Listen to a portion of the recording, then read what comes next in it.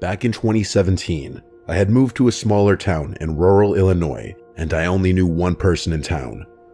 I'm a bit of an introvert, so I had a hard time making friends, especially being single and in my early 20s living in a town filled with a population that was mostly retired. My friend, who I'll call Clara, introduced me to an older couple that were maybe in their early 50s and were looking for a dog sitter. She thought it would be a good way for me to make some connections while living there. We had made time to meet at their house so I could see the lay of the land and meet the dogs. The home was a 70s brick ranch style, severely outdated and slightly falling apart in some places.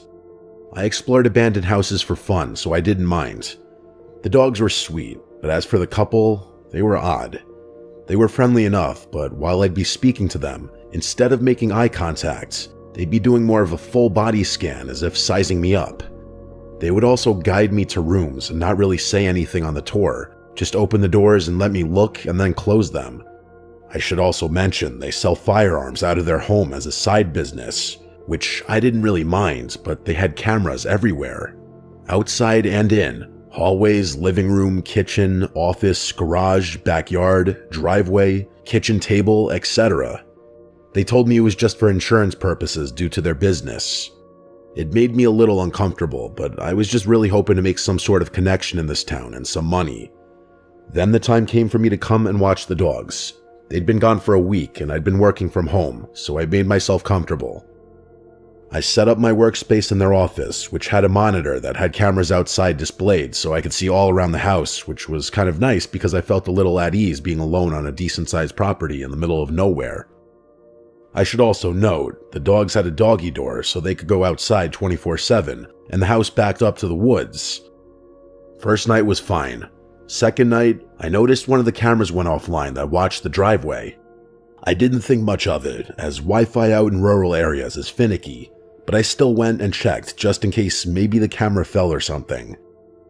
As I walked to the door, I heard the dogs get off the ground and scramble frantically to run out the doggy door and start barking like crazy. Mind you, it's about 10 at night, so I got freaked out and wanted to get the dogs to come back inside. So I made my way to the back door and noticed the dogs were both barking like crazy at the same spot at the part of the fence that backs up to the woods. I didn't see anything, but I'd seen enough horror movies to where I was starting to psych myself out and I had to find a way to calm down and get the dogs in. So treats it was. I got them back in and blocked off the doggy door with a chair that weighed a decent amount and called it a night. Next morning, I woke up late and threw myself off and had to start working before I could feed the dogs. But then I noticed they weren't at the front of the bed anymore. The house was quiet. I got up and called their names and they didn't respond. So I walked to the back door and they were in the yard just doing their thing. Then it hit me. How did they get outside when I blocked the door? My heart sank and I felt all the blood rush from my head as I turned to my right to see the chair that I had pushed in front of the doggy door now was sitting in the corner of the room. Panic set in immediately, and I called my friend Clara to explain the situation and that I needed her to come here ASAP to do a walkthrough of the house with me because I just knew there was no way the dogs could move that chair 5+ feet. She came over about 20 minutes later, and I made a beeline for the front door and let her in. We both went room by room and couldn't find anything or anyone. It just didn't make any sense. She tried to reassure me that maybe I didn't have it pushed over as much as I thought I did. I figured I'd just accept it for what it was and just push through on overly high alert for the next 4 days. Clara left and I went back to work. The day was fine and quiet, and I began to relax again. I finished making dinner and decided to get some work done. I sat down in the office and just happened to turn to look at the monitor with the camera views on it and noticed all of them were offline. My stomach dropped. I knew one going out was possible, but all 4? That was just too coincidental. Due to the nature of the business the couple ran, I texted them to let them know their cameras were down and if they wanted me to try and troubleshoot it for them, I'd be happy to. Also because I didn't like not having eyes on the outside of this place. A couple hours went by and no response. They're on vacation after all, so I just figured I'd have to let it go and suck it up until they get back to me. It was late, close to midnight, when I finally settled in and was watching TV to fill the void of silence that surrounded me when I heard the dogs get up and scramble to the doggy door again. I shot up and out of bed, my heart pounding out of my chest because I knew something was wrong. I grabbed the knife I had sitting next to the bed and walked to the back door looking out into the yard and couldn't see anything. The dogs had already stopped barking and were now just sniffing along the fence. I did that whisper yell to get them to come back in when I heard a thump come from the other side of the house. Frozen, I had to make a decision fast. Try to get the dogs in, or investigate whatever the hell just fell. I got the dogs in just in case it was some animal they were after. I didn't want them to get skunk sprayed or something. They wandered into the living room and hopped on the couches, and I slid the chair back in front of the door. I took a picture with my phone this time just so I could reassure myself I did it. I made my way to the back room where I heard the thump noise, and I immediately froze. I'm not sure if anyone else can understand, but when there's a presence in the room, there's almost this small difference in the atmosphere. There's a white noise, not breathing or movement, just a break in the stagnance of the silence. Well, regardless if you don't, I felt it. I wasn't going to be that person that kept seeking out the exact area of where this was coming from, so I asked, "Who's there? What are you doing here?" Silence. I then called out the names of the couple that lived there to see if for some wild reason they were in their own home at midnight when they weren't supposed to be, but again met with silence. Clara has a kid and husband, so I didn't want to bother her, so I figured the next thing I would do was call the police. But then I felt that wash of embarrassment in case it was nothing. They'd think I'm an idiot. I stepped back into the hallway that led to the room and slowly closed the door as quiet as possible and locked the door. I went and sat in the living room with the dogs with my phone in one hand and knife in the other. I couldn't make a decision on what to do. About 20 minutes went by and I received a text from the wife saying, "Hi, don't worry about the cameras, you're safe." I was thrown off because they were in Florida and it was almost 2 in the morning there. And also, what do you mean I'm safe? I didn't even mention safety being the issue. I was getting ready to give a general sounds good text when I got another text from the wife. It read, "Also, can you make sure that I didn't leave the garage door open to the inside? I don't want anything getting in. The door she's mentioning is in that back room." I didn't want to go back in there for obvious reasons, so I just didn't respond and pretended like I was asleep and couldn't. 2 minutes later, she texted again, "Hi, I know it's late, but can you please check on this for me, as I'm worried." My gut was screaming no, but maybe the noise was a wild animal that got in. I didn't respond, but got up to go check, knife and phone in hand still. As I approached the door, I heard a shuffle from the back room. I stopped and stood there silent to see if I heard anything else before I opened the door. My phone lit up, and she texted me, "I see you're up. Can you please go in and check?" I couldn't move. I forgot they had cameras in the hallway and in the living room. Why were they pushing this at 1 in the morning? Now knowing I was being watched, reluctantly, I slowly unlocked the door and opened it with my arms stretched as far as I could to get an open view of the room from as far as possible. I didn't hear anything or see anything, so I took a couple steps into the room and saw the door to the garage was in fact open. It was so damn dark in there, I didn't want to get any closer, but I had to do it and just get this over with. I approached the door, and a light appeared from my phone as I had gotten a notification, and the faint light from my phone lit a portion of the garage doorway I was about 2 steps from, when I noticed the outline of an arm pressed against the wall right next to the door. Fight or flight kicked in immediately. I turned and ran back through the doorway and slammed the door to the back room shut and locked it. I grabbed my keys off the kitchen counter and ran out the front door. I fumbled with the keys as I was shaking and panting, and I got the door unlocked when I noticed the garage door was opening and halfway up. I started my car, and as the headlights lit up the now open garage, I saw in the back corner a grown man in a jacket squatting behind a box right next to the door I was going to close. I didn't waste time and floored it in reverse down the driveway and drove immediately to the police station. I was crying and explained what happened, and they said they'd send a unit to check out the house. I sat in my car at the police station texting the wife about what just happened, seeing as they had access to the cameras and could maybe see if someone was in there. No response. About a half hour later, the police officer came back to the station and let me know the garage door was open, but the house was clear and there was no signs of a break-in. They even checked around the perimeter of the yard and nothing was out of the ordinary. They knew I was scared out of my mind, so they offered to follow me back and do another check with me there. After it was done and I saw with my own eyes no one was there, they left. I couldn't sleep. It was going on almost 3 or 4 in the morning at this point, so I just laid on the couch by the dogs, wide awake, gripping the kitchen knife. About 20 minutes after the officer left, I got a text from the wife. "Hi, plans changed. We'll be home soon. You can go home now." The complete disregard for the situation that just unfolded that I texted her about.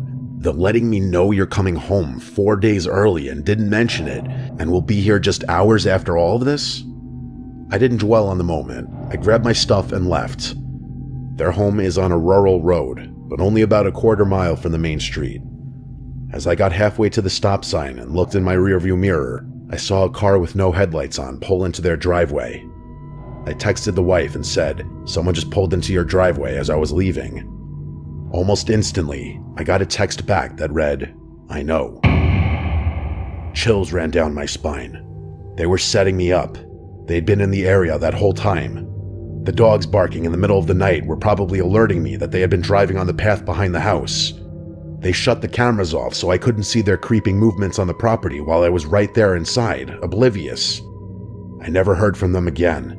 My friend profusely apologized, saying she had no idea how weird they were and that she'd only known them as coming into the local diner every now and then. She said after that incident they never came in again.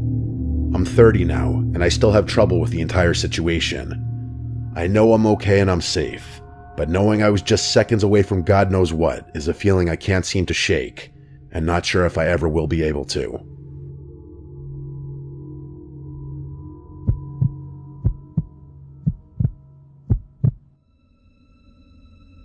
I work as a bartender at a bar and restaurant in a suburb just outside Baltimore. I'll do my best to explain the layout so the story makes sense. It's a busy place with a unique setup. There are no waiters, just bartenders like me and the cooks in the back. If you want to find food or non-alcoholic drinks, you have to order them at the bar, and when everything's ready, you grab it from the counter.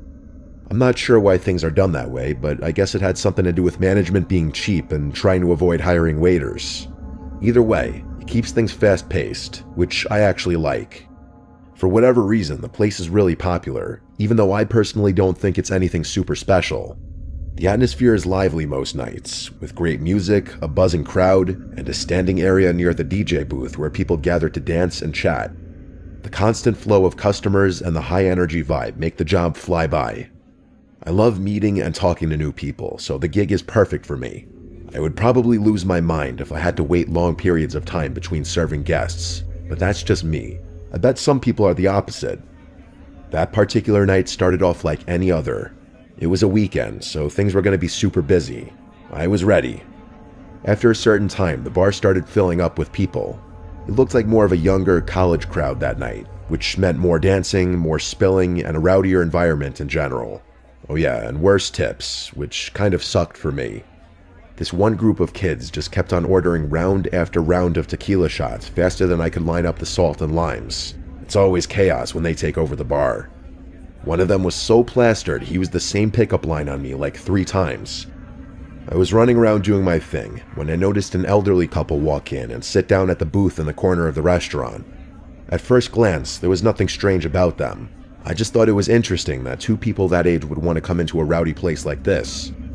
I didn't have too much time to think about it though, so I went back to work. Fast forward maybe 30 minutes to an hour. I was halfway through pouring a line of gin and tonics when I noticed the couple again.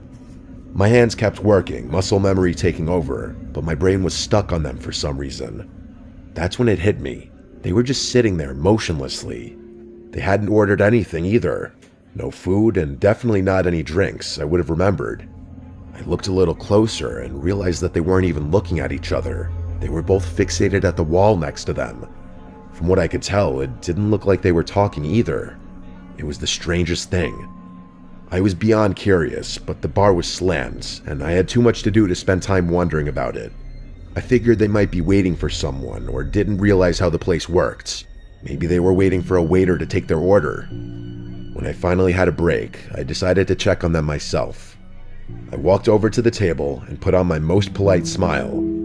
As I approached, neither of them turned to face me. They were both still staring at the wall like statues. I cleared my throat and asked them if they wanted anything to eat or drink. The woman didn't even flinch. She kept staring at the wall like I hadn't spoken at all. The man turned his head slowly, like he was moving in slow motion. When his face came into view, I felt a chill run through me. His skin was pale and wrinkled, and his eyes were almost sunken into his face completely. He didn't speak, just stared at me and shook his head once, firmly but silently. Something about the way he looked at me made my stomach twist. I muttered something in response and quickly returned to the bar. I had the weirdest feeling in my gut after that. Those people looked like they didn't even belong in this century, let alone this bar. I didn't look over at that booth for a long time. Eventually, things started to die down a little, and I remembered the couple. I glanced over impulsively, and I nearly dropped the glass I was holding. Both of them were staring directly at me now. I made direct eye contact with the woman, but she never averted her gaze. I don't think I'd ever been more uncomfortable at my job than I was in that moment. I looked away and pretended to be busy, trying not to freak out completely. By the time I glanced back again, the booth was empty. I was relieved. I was just glad that they were gone, as mean as that sounds. By the end of the night, I was still thinking about the whole thing. As I wiped down the bar and closed up with my coworker Karen, I decided to ask her if she saw anything strange. She's, I guess, what you would call a vet. She's been working there for years and prides herself on noticing everything and everyone that comes through the doors. When I asked her about the couple, she gave me a confused look and said she didn't know what I was talking about. I looked at her blankly and told her I was talking about the elderly couple that was sitting in the corner booth. She shook her head and told me she didn't remember seeing anyone like that. She then jokingly asked me if I was hallucinating, which got a playful laugh out of me, but on the inside though, I was losing it. I knew what I had seen. I asked her if she was sure, and she crossed her arms before listing at least 10 random people who had ordered food that night and what they were wearing. I laughed again and complimented her memory, but like I said before, I was dying on the inside. By the time we locked up, I started doubting myself. As I walked to my car, I noticed something that made me nearly drop my keys in fear. Across the street, there were 2 dark figures standing under a lone streetlight. I knew it was them. I wanted to scream, but the sound wouldn't come. I didn't wait another second. I jumped into my car, locked the doors, and sped out of the lot without another look. The drive home was awful. I was trying not to break down the whole time. I just kept repeating, "Oh my God," over and over. I had so many questions. Had Karen somehow missed them? Were those people even real? Was I going insane? I couldn't explain it. I thought I was going crazy. I wish this story had a resolved ending, but it doesn't. I never saw those people again. I never got any kind of explanation. I don't think I ever will.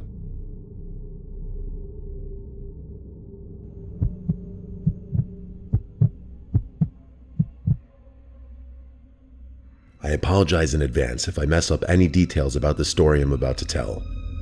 This is something that my best friend told me multiple times several years ago now.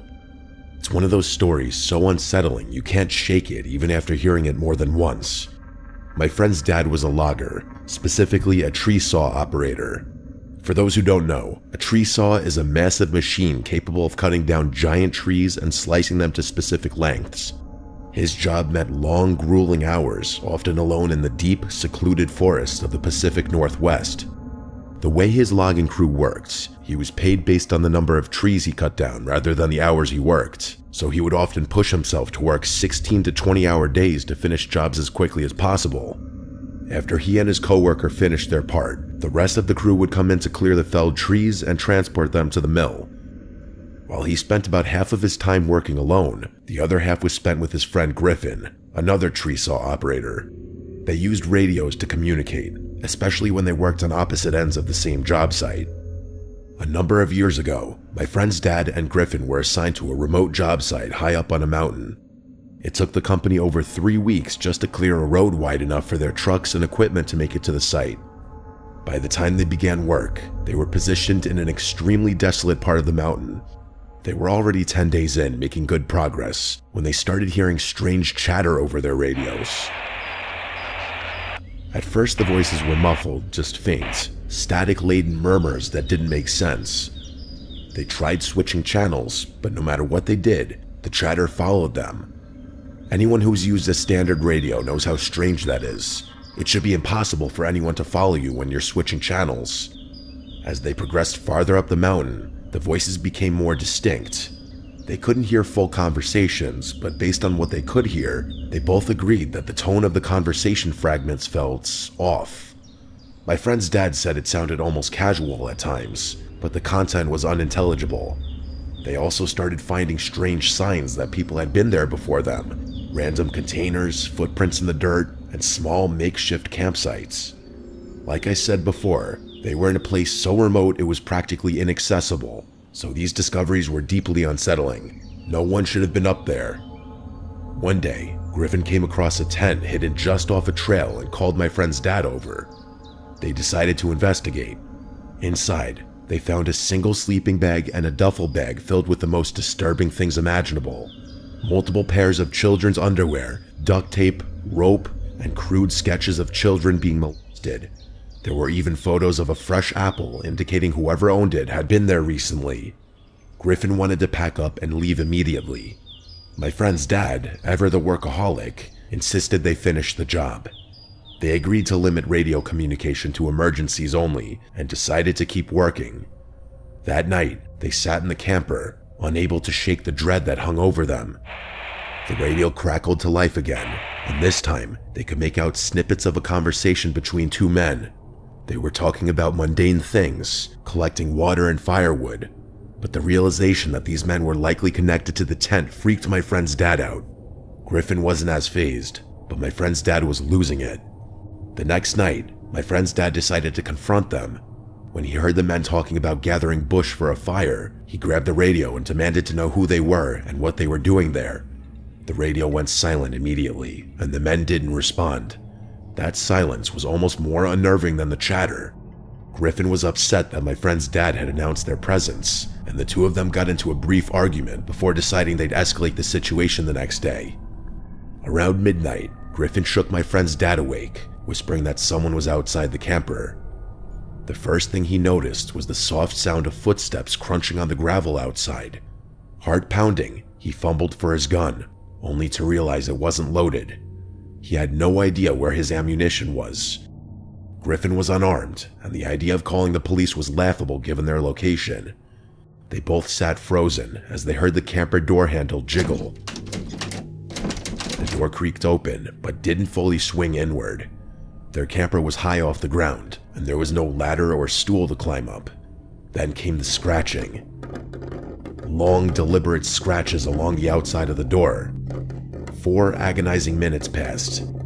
Finally, my friend's dad nodded at Griffin, signaling he was going to check it out. He moved quietly toward the door, gripping a flashlight in his shaking hand. Just as he reached the door, it burst open, and he was struck across the face with a knife. His pain was blinding. He fell out of the camper, hitting the ground hard. Before he could recover, a man was on top of him, pressing the knife against his neck. Another man appeared, kicking him repeatedly in the head. Griffin, without hesitation, leapt out of the camper and tackled the man with a knife. The second man bolted into the darkness, and the one Griffin had tackled scrambled to his feet and followed. They disappeared into the forest. Griffin helped my dad's friend back into the truck, and they drove 2 hours to the nearest hospital. It was bad. His face was a bloody mess, and there was a cut across his eye so severe it permanently damaged his vision. They reported the attack to the police, but nothing came of it. 2 weeks later, as the rest of the logging crew finished the job, one of their coworkers was found bound, gagged, raped, and murdered in a ditch. No arrests were ever made. To this day, my friend's dad struggles with PTSD. His right eye, with its disfigured pupil, constantly reminds him of that night. I'm sure he hasn't had a full night of restful sleep since. I've been terrified of deep woods for a long time now, mostly because of my friend's dad's experience. I haven't heard from my friend or his dad in years now, so I can only hope he's doing all right.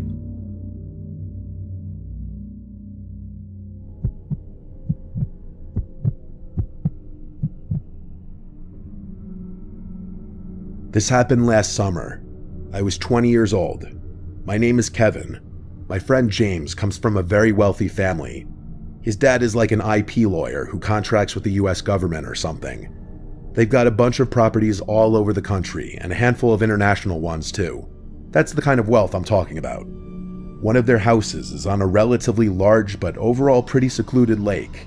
The lake itself isn't so big that you can't see the houses on the other side of it, but it would be a workout and a half swimming across the whole thing. James' parents were never around, so he pretty much had unlimited access to that house, and he often invited friends over, with permission of course. There's something about being out on the lake that makes you feel invincible. It's a different feeling than the beach for sure. I'm not really sure how to explain it, but there's more of an exclusive vibe to it. Hopefully I can be successful enough to afford one day. Like I said, the lake itself is pretty secluded. Big fancy houses line the perimeter, but most of them would usually sit dark and empty. A lot of them were vacation homes for people who barely even used them. It's honestly kind of a shame thinking about it. There are upsides to that though. James would throw the craziest parties there because there were usually no neighbors to call the police. This night was different though. It was just the two of us, having a more chill night. I won't get into it, but I had just broken up with my girlfriend of 3 years and I was in dire need of some bro time. We were having a few beers out on the dock when I noticed a light flicking across the lake. I can't remember exactly what time it was. At first, I thought it was just the sun perfectly reflecting off something into my eye, but even when I moved my head to the side, I could still see it. It was flashing like someone was turning a light on and off repeatedly. I told James, and the two of us became fixed on it, trying to figure out what it could be. At some point, we realized the flashing wasn't random. It was following a pattern. 3 short bursts, followed by 3 longer ones, followed by 3 short ones. I guess I'm dumb for not knowing this, but James snapped his fingers and said it was Morse code. I looked at him like he was crazy and asked him when in the world he had learned Morse code. He told me he didn't actually know it, but he knew what 3 short, 3 long, 3 short meant. SOS. I called BS and pulled out my phone, but to my surprise, he was actually right. Like I said, maybe I'm dumb for not knowing that, but I'm not really one for obscure knowledge anyway. The flashing continued for another minute or so, following that same pattern, before stopping abruptly. The two of us had just been staring at it the whole time. I really didn't know what to think. It could have been a joke, but there was always that chance that someone was actually in trouble. James immediately suggested calling the cops, but I reminded him that we'd been drinking and we weren't legal yet. I was honestly fighting a DUI charge at the time, so the last thing I needed was another run-in with the police. He wasn't thrilled about that answer, and I could tell he was torn about the situation. The two of us couldn't really think of a rational explanation besides a kidnapping or something along those lines.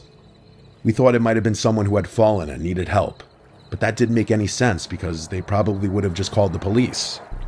We've always been those adventurous, delinquent type guys, so we decided it was worth checking out ourselves. If it turned out to be serious, we'd call the police then. We went back inside. James' brother had a bunch of switchblades lying around his room. He was kind of a weird kid. So we grabbed a few of them just for peace of mind. James said he was good to drive, and that we should drive around the lake to that house, but I told him I really wasn't comfortable with that, for obvious reasons. He joked about my situation, and I laughed it off. If we weren't driving, there was only really one other option. The two of us walked back out to the yard, and dragged James' dad's kayak into the water. We were laughing at first, enjoying the adventure of it all, but the further out we got onto the lake, the quieter we got. I think both of us realized how dumb of an idea it was, but neither of us wanted to be the one to spoil the fun. The sun had almost fully set at that point, and it was getting harder to see. It wasn't pitch black or anything. We had light from some of the lake houses to guide us, but it was still a bit unsettling. As we got closer, the house came into view. It was big like the others, but it was obviously not maintained very well. For starters, the dock was half collapsed, literally. Half of it was just sunken into the water. The flashing had also stopped, which was kind of a bad sign too. We had planned on just tying the kayak to the dock, but we obviously couldn't do that anymore given how unstable it looked. Luckily, the yard wasn't too high up above the water, so we beached the kayak on the yard instead, careful not to slip on the rocks. I felt the adrenaline rush start coming on. I could tell James was feeling the same thing. We looked up toward the house. The light had been coming from the second floor, that much we knew. James was freaking out at that point and insisted that we just leave and call the police. I told him we'd have to kayak all the way back to his house to even do that, as there was no service on the lake and that we need to connect to Wi-Fi. I reminded him that we had explored 1,000,000 abandoned buildings before, and this wasn't too different. He wasn't thrilled with that logic, but agreed anyway. Believe me, I know how dumb this was. Everyone I talk to about this shares that same opinion, but I've never been one to make good decisions, and neither is James. We didn't walk to the front door. That would have been suicide. Instead, we crept around the house until we found a window that was unlocked. The two of us silently slipped inside. The house was empty. Not just abandoned, but empty. Like stripped. There was no furniture and no junk in there either. To be frank, there was no signs that anyone had ever even lived there. The floors and walls were completely bare. We moved cautiously through the rooms, looking for the stairs. There was no one in sight, and all the rooms were just as empty as the first one had been. We finally found the stairs and slowly made our way up. I had made a mental note of where the window was, and we slowly walked down one of the hallways until we got to what I guessed was the room the light had been coming from. I pressed my ear against the door and heard nothing. I glanced over at James. He nodded, and I carefully pushed the door open. The room was empty, with the exception of one thing by the window.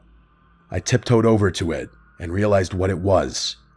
It was one of those old projectors, and it was facing the window. Alarm bells immediately started going off in my head. This was a trap. Someone had set this up deliberately. James must have realized the same thing, because I just heard him start sprinting back the way we had came, not even trying to be quiet. I turned without another thought and followed him. As we were running down the stairs, I heard a door, presumably a closet door, swing open from the room I had just been in, followed by rapid thumping sounds. We bolted down the stairs and back through the house to that first window. James jumped through and I was next. As I was climbing through, I heard those footsteps from behind me again, bounding down the stairs. I didn't even look. I just made it through the window and ran to catch up with James, who was already down by the lake's edge. As I was running to catch up to him, I heard him curse, and I quickly realized why. The kayak was gone. I turned, and from the side of the house, there was a person running toward us. I could barely process what I was seeing. He was fast.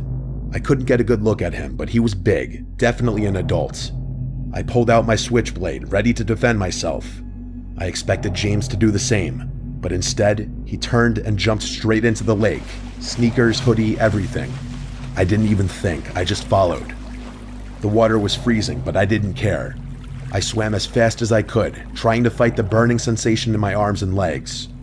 We swam toward the light from James' house, which looked like it was miles away. The swim felt endless, but on pure adrenaline, we made it. By the time we dragged ourselves onto James' dock, I thought I had hypothermia. I don't think I've ever been that cold in my life. We ran straight inside, locked every door, and called the police. It took them almost an hour to show up. It was honestly kind of outrageous. When they finally did, they went straight across the lake to investigate. They were over there for a while, but when they came back, they told us exactly what I expected to hear, that there was no one. They confirmed this house had been abandoned for years. No signs of recent occupancy, no footprints, no gear, no personal belongings, nothing. Just an empty house. They weren't happy with us. They gave us the whole "why didn't you call first" speech. James's parents were even more pissed when they found out.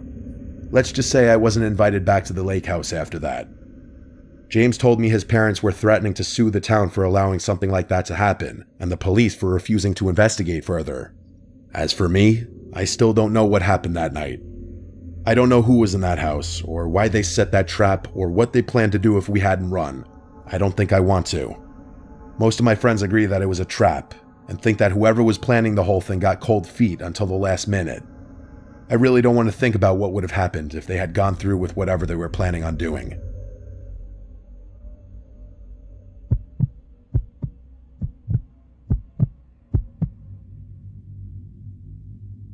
When I moved into my new place, I was just looking for a fresh start. I won't get into the details, but let's just say I had a bad situation with an ex that made staying in my old city impossible. I ran into some money early in life and made some bad decisions about the kind of women I surrounded myself with. Lesson learned. The neighborhood I moved to is really nice. Low crime, quiet, mostly families. The houses here are really spaced out, which was partially what drew me there. But for some reason, the property next to mine is much closer in proximity than most of the other properties are to each other. And by the way, that house next door is huge. When I first saw it, I thought I could easily fit a family of 10. That's honestly what I assumed at first, that a big family lived there, grandparents and everything. But I could not have been more wrong. Even though I tried to be low-key, I wasn't going to be a rude neighbor. I took it upon myself to introduce myself to everyone in the neighborhood.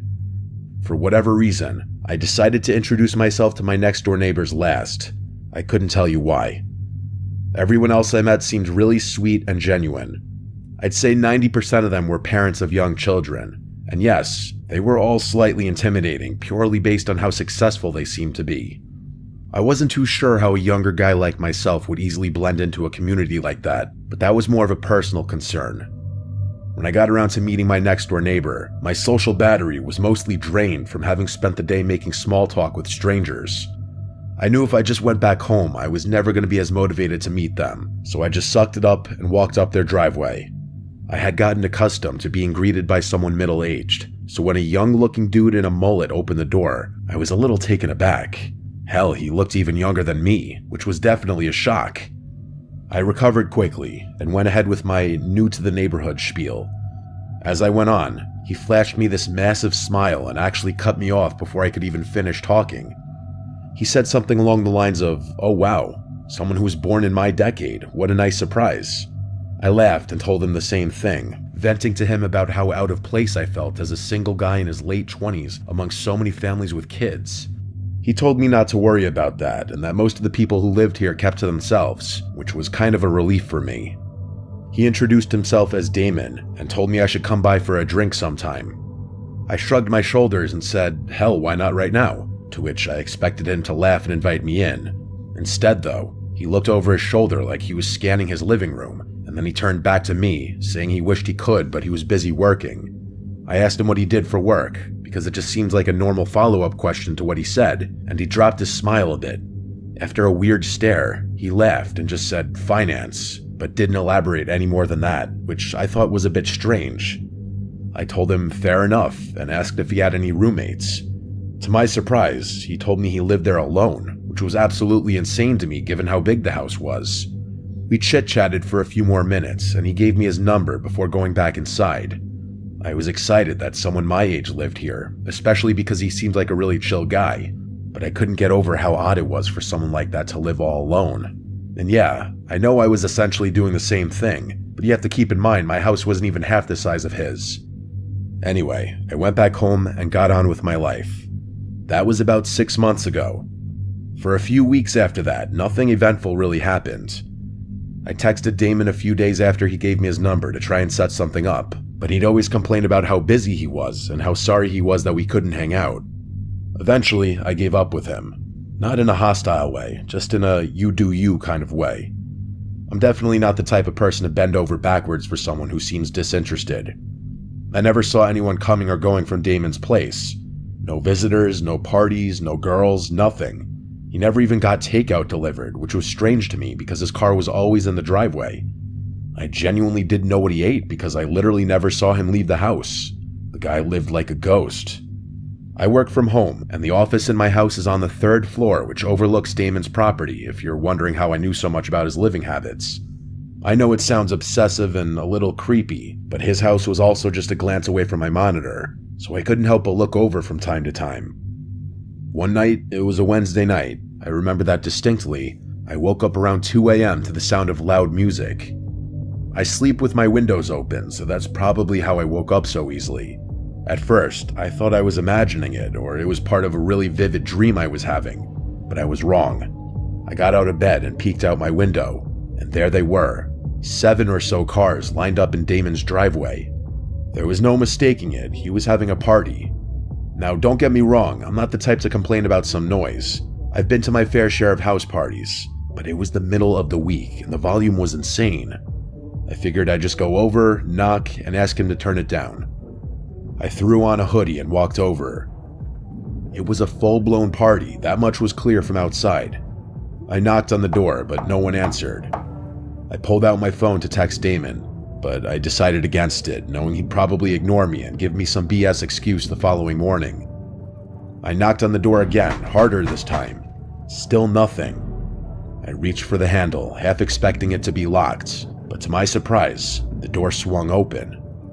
Inside, the first thing I saw was a pile of shoes in the foyer, at least 10 pairs, but there was something off. There was literally no one in there. I moved further in, expecting to see people in the living room, maybe the kitchen, but it was completely empty. There weren't even any drinks left out. I could hear people over the music that was playing in the background though, which I didn't understand. But then I really listened to it, and everything hit me all at once. It wasn't even music, really. It was a recording, a literal recording of people laughing, yelling, clinking glasses. The whole party was fake, all of it. But that didn't make sense to me. It still didn't explain the shoes or the cars. There were people in that house, that much was certain. I should have turned around right then, but I needed to know what was going on. I moved discreetly around the house until I saw a door that was slightly ajar. I gently pushed it open and it led down to the basement. I'm not sure how I knew, but something told me what I was looking for was downstairs. It was dark down those stairs, with the exception of a very faint light coming from somewhere I couldn't see. There was no reason to go down there, I knew that, but I did it anyway. I got to the bottom of the stairs and looked around. The light was coming from another door somewhere deeper in the basement. I crept towards it, and as I got closer, I started to pick up on another noise I hadn't been able to hear earlier over the music. It sounded almost mechanical. It was this heavy, rhythmic grinding, like heavy machinery or a buzzsaw or something. I got a little closer, close enough to see through the crack. There were 3 people standing in there, looking across the room at something that was out of view.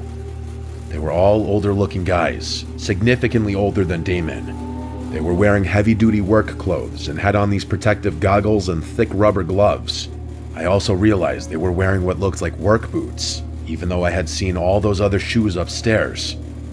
Under different circumstances, I would have assumed that they were construction workers. I really wanted to see what they were looking at, but it was too far out of view.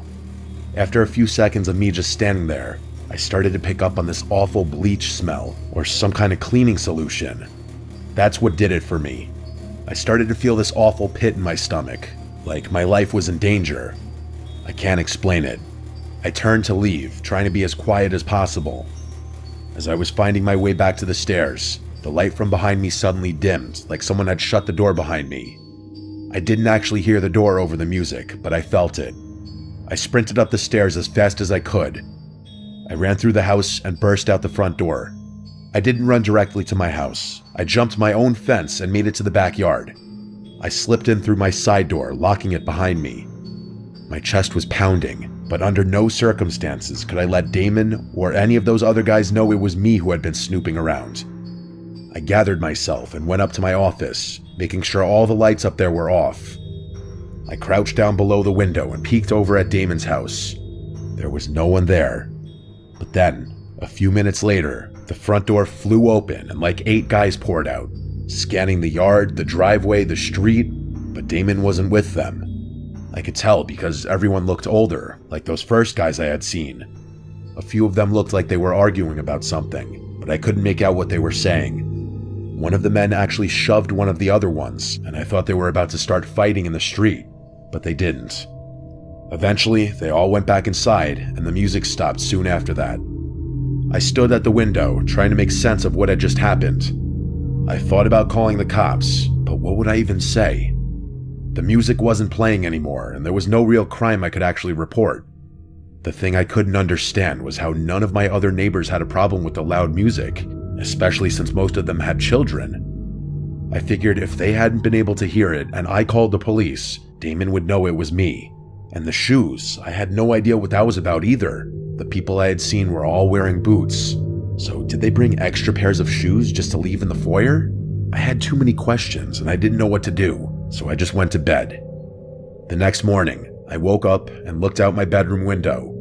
Every single car was gone, including Damon's. I went upstairs to try and get some work done, but I couldn't concentrate and found myself looking over at Damon's house every 5 seconds. After a few hours of his car not being there, I decided to go for a walk, partly to clear my head, but mostly to take some low-key glances through his windows. Nothing though. Days passed and Damon still didn't return, or his car didn't at least. I was baffled with every passing day. I still couldn't figure out how my other neighbors had been able to sleep through all the noises that night, so I just straight up asked them. I went to a few houses and asked them if they had heard the party he had a few nights ago. No one knew what I was talking about, even after I told them which house it was coming from and how late it was. I thought I was going crazy. That was a few months ago now. The crazy thing is Damon still hasn't returned, and it's clear no one is maintaining his house, as the grass is starting to get really long, and there's an untouched pile of packages leaning against his front door. I don't know what to make of this. It could be nothing, but I feel like no one would go to such lengths to disguise what they were doing with a fake party, unless it was something illegal. But would people going to such lengths really forget something as important as locking the front door? Maybe that's what those guys had been arguing about. I really have no idea, and the fact that none of my other neighbors seemed bothered by it makes me think I'm involved in some huge conspiracy or something. I know I'm just being paranoid, but I just have so many unanswered questions. When Damon returns, if he ever does, I'm debating whether or not I should just go and straight up ask him.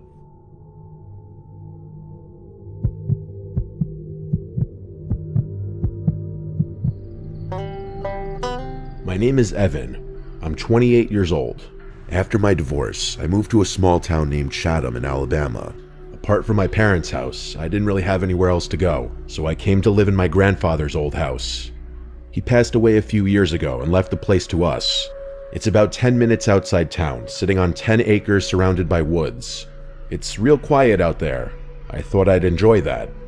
The house is old, wood floors that creak, doors that stick, the kind of place that always feels a little cold no matter how high the thermostat is. But it was free, and I didn't have a better option. The first few nights were normal. I unpacked and cleaned. I spent the evening sitting on the porch with a beer. It was peaceful. No traffic, just the wind through the trees and the occasional owl. But then the noises started. The first time I heard it was on the 7th night. I had just gotten into bed around midnight. I was almost asleep when I heard whistling outside.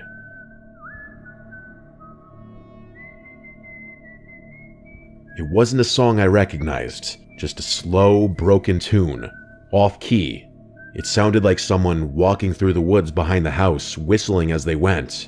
It creeped me out, but I figured it was some hunter or drunk neighbor. The next night, it happened again. Same time, same tune, but this time it sounded closer. I got out of bed and turned on the porch light, but I didn't see anyone. I went outside with the flashlight and checked around the yard. Nothing. No tracks, no sounds of someone running off, just the whistling, fading deeper into the woods. I tried to ignore it. For a couple of nights, I just stayed in bed and tried to sleep through it, but every time, the whistling would start around 1:17 a.m. I know that sounds like a random number, but I swear it was always around 1:15 or 1:19, somewhere there. It was like clockwork. I started thinking maybe someone was messing with me on purpose, someone who knew I was out there alone. I called the sheriff's office a few days later. An old deputy, who I'll call Deputy H, came out. He'd been in the job a long time. When I told him what was happening, he got real quiet. He said word for word, "Your granddaddy used to call us about the same thing.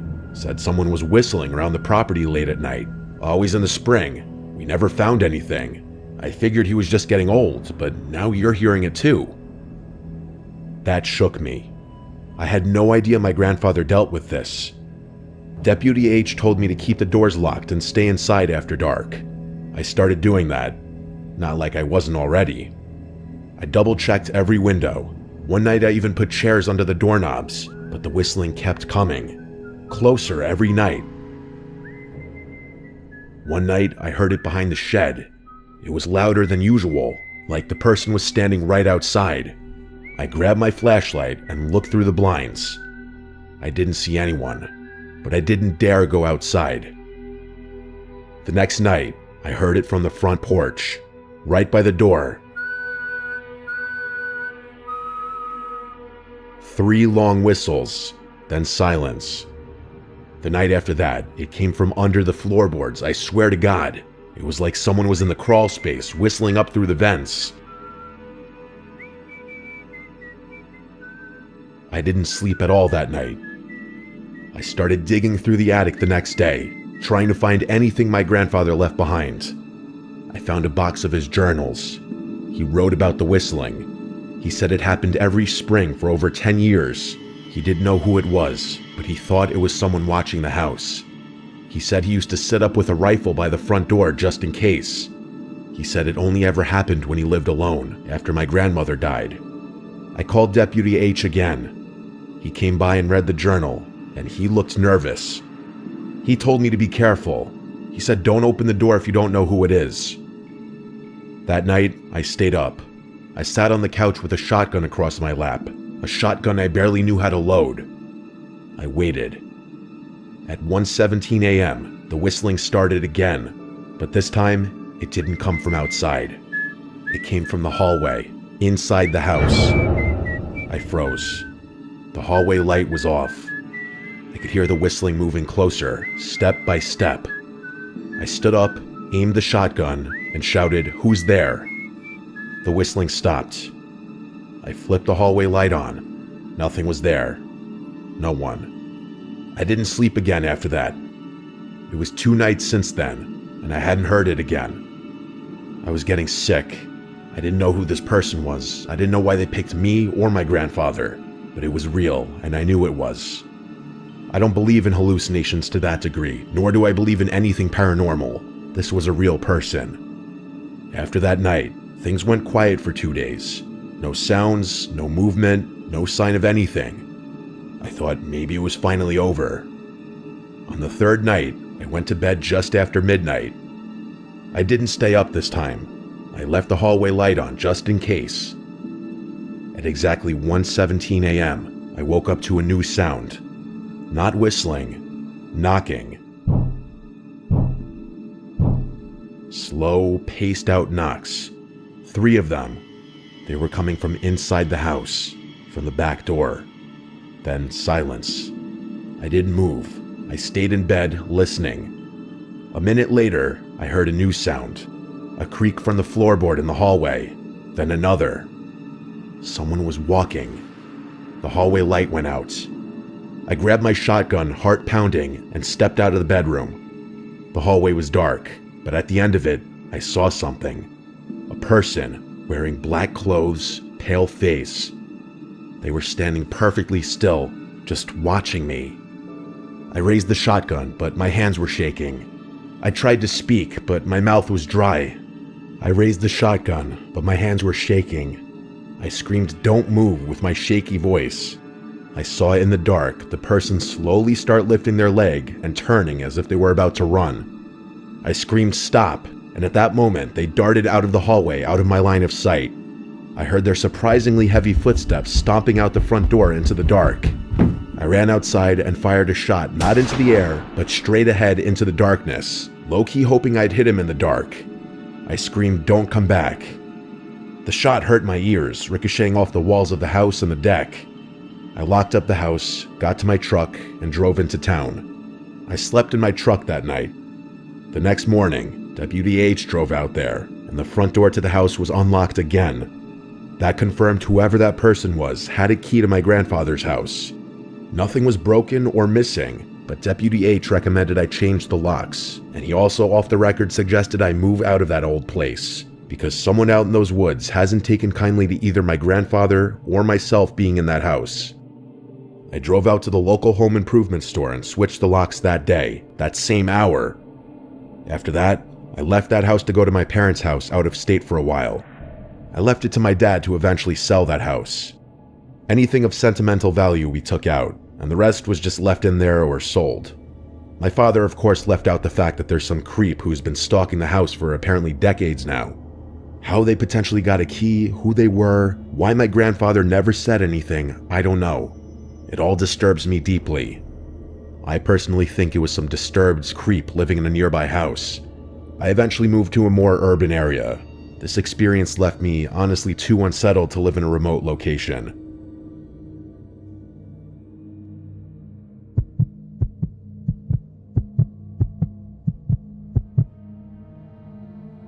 What you're about to hear is an experience that nearly made me lose my mind. It's still something that I think about quite often, if I'm being honest, but I've been able to recover a bit in the months since it's happened. The whole story is pretty quick, so I'll get right into it. I'm a single guy in my mid-30s. I live alone with no pets in a small one-story house. The house is really modest. 1 bedroom, 1 bathroom, a living room, kitchen, dining room, and a tiny garage. That's it. Life is fantastic. Because of my profession, I can work on my own time and don't have to answer to anyone, whether that be a girlfriend, a parent, or an employer. Freedom has always been an imperative part of my life, so I've done my best to maximize it wherever possible. I know a lot of people are different, and a lot of people might actually judge me for my quote, immature lifestyle, but everyone has different priorities and preferences, so as long as no one judges me, I won't judge them. The excess freedom is definitely tethered to its own set of drawbacks though. I've developed some bad habits that I'm sure some people would frown upon. One of them is my sleep schedule, which is god-awful. For some reason, I'm most productive at late hours of the night, so I often find myself staying up until dawn and sleeping into the afternoon. It's just how my body functions, and until I'm absolutely forced to, I don't see a reason to change anything. I was up really late one night. I'm talking past 3 a.m. late. I was sitting at my desk, getting some work done on my computer. I was in the zone, not even listening to music. Imagine yourself at peak hours. That's the kind of groove I was in. The room was dead silent, and I was alone with my thoughts, the sound of my keyboard, and my work. And then, bam, out of nowhere, the silence was interrupted by the sound of footsteps pounding down the hallway towards my bedroom, followed by 3 or 4 bangs on the bedroom door. Like deafening bangs, the type of bangs you'd expect the police trying to barge into a drug den would make. I shot up from my chair so fast I banged my knee on the desk and knocked my monitor over. I was just so shocked, it caught me completely off guard. Just imagine being in your own house at 3 a.m., alone, and complete silence just gets interrupted by banging on your door. It was, and still is, the most terrifying thing that has ever happened to me. Standing up was a pure reaction. I was completely frozen after that. I had my eyes fixated on the door, dreading the moment I knew was coming. The door bursting open and someone barging into my room. Me having to fight a complete stranger in pitch black darkness. But it never came. I didn't hear anything else, not even the sounds of footsteps retreating from the door. It was like I had imagined it, but I was 100% positive I hadn't. I don't know how long I stood there, but I physically could not force myself to move. It was like sleep paralysis, except I hadn't been dreaming. And then, finally, I heard the sounds of footsteps quickly walking back down the hall. So someone had been there. I don't know why, but hearing those footsteps again unlocked my brain. Without thinking, I grabbed an empty beer bottle off my desk, ran to the door, and started chasing after whoever had broken into my home. I didn't even try to be quiet. I screamed at the top of my lungs like a lunatic, hoping that would give me the extra adrenaline I needed. I ran through the entire house, screaming, but I never found anyone. My house isn't that big. There aren't many places someone could hide, but even after checking every room, there was no one there. All the doors and windows were locked too, which was even more confusing. My bout of confidence was completely drained after that, and I felt fear start flooding back in. I sprinted back to my room, locked the door, and called the police. In the time it took the police to arrive, I listened to my surroundings in complete silence, but never heard anything. When the police finally showed up, we searched the house together, but found nothing. One of the officers tried to convince me that whoever had been there had left, but I insisted that everything had been locked up. He told me I had probably overlooked something, and it took everything in me not to curse him out right there. I know for a fact that nothing had been unlocked, but that didn't explain how that person had gotten into and out of my house. Unless I had imagined it, but I know I didn't. For the next week, I was a psychological mess. My brain refused to accept that I had imagined something so vivid, but I couldn't conceive of a possible way that that person had gotten into and out of my house. I'm much better now, but there was a time where I had trouble sleeping, eating, working, everything. Even now, the only explanation I can think of is that I somehow didn't notice an unlocked window or door in my house. Still though, why anyone would crash through my house just to run away is a complete mystery to me.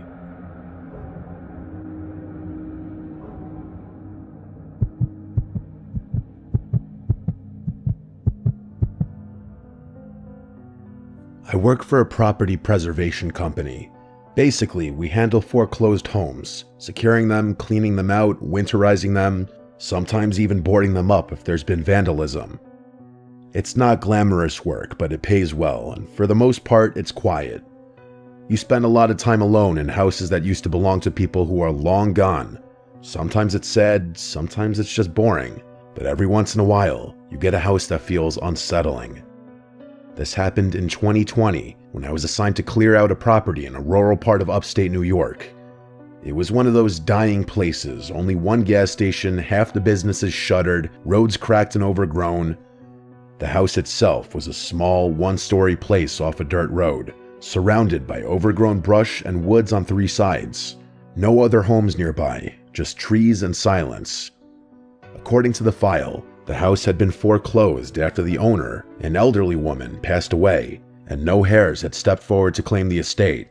The utilities had been shut off for over a year. Our job was to catalog any remaining property, empty it out, and secure it for winter. I drove up on a Monday morning around 9 a.m. with a small box truck and all my gear. From the outside, the house looked intact. Windows closed, door locked, roof fine, just a lot of weeds and vines climbing up the porch. I had to shove the front door open because it had swollen in the frame, but once inside, everything looked pretty standard. It was dusty, stale air and faded furniture. Then my work phone rang. It startled me because I had no signal out there. I'd already checked and noticed I had no bars, but the phone buzzed anyway. There was no number on the caller ID, it just said unknown caller. I answered, and there was nothing, just a low crackling sound, like static. I said hello twice, then hung up, chalked it up to a glitch. I got to work. I always start with photos, documenting every room, every item. The living room was cluttered with old furniture, lace curtains, some framed paintings. It reminded me of my grandma's house. Heavy furniture, doilies, porcelain figures. The hallway had a smell. Not rot, more like mildew and dust, and something faintly metallic.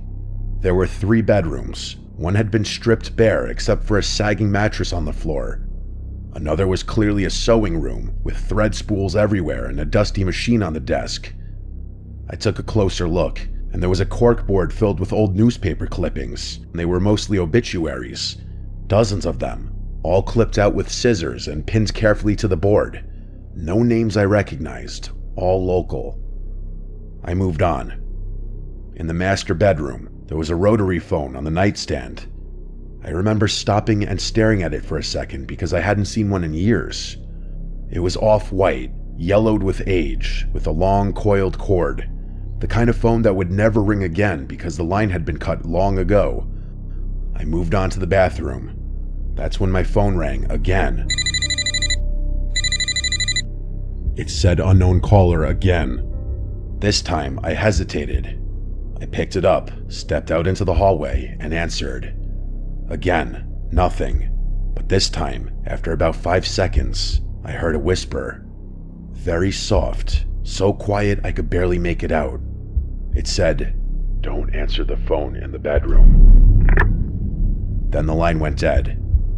I stood there, frozen, heart pounding. The house was dead silent.